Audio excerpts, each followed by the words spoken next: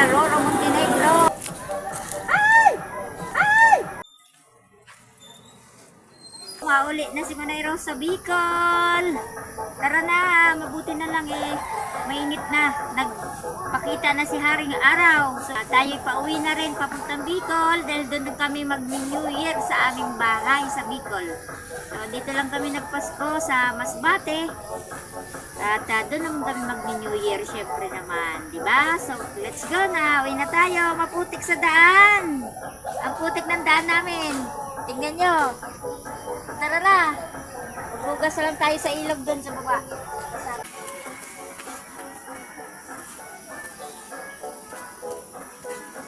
Dito mo, ingat. Bye-bye. Oh. Adi kita sa kapasan niya na. Ay!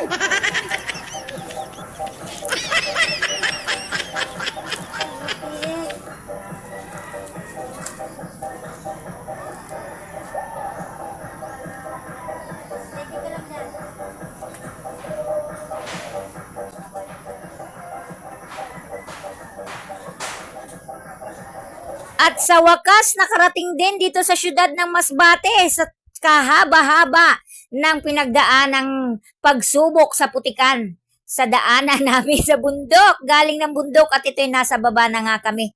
Nasa syudad na. At syempre, naghugas muna kami ng paa dahil sobrang putik talaga. May dinaanan naman kaming maliit na sapa at hindi na nga natin nabidyohan. At andito na nga. Nakarating na kami dito at papasok na nga tayo dito sa Pier ng Masbate sa wakas. At tuloy-tuloy na nga, wala nang awatan. Uwian na! Nandito na kami sa Roro, Montenegro. Pila, pagbukat ng ticket. Kuha kami ng ticket. Ayan, daming pila. May maganda pang foreigner dito sa amin, no? Si Madam. Sa loob ng 20 minutes ay nakakuha na nga ng ticket papuntang Pilar sa Roro, Montenegro shipping line. At syempre, bumili na rin naman po ako ng mineral water para sa aming babaunin. Dahil wala kaming baon na tubig, so bumili na lang kami nitong mineral water at ng kanin dyan. Luto na bukas ate, kanin. Wala pa, mamaya.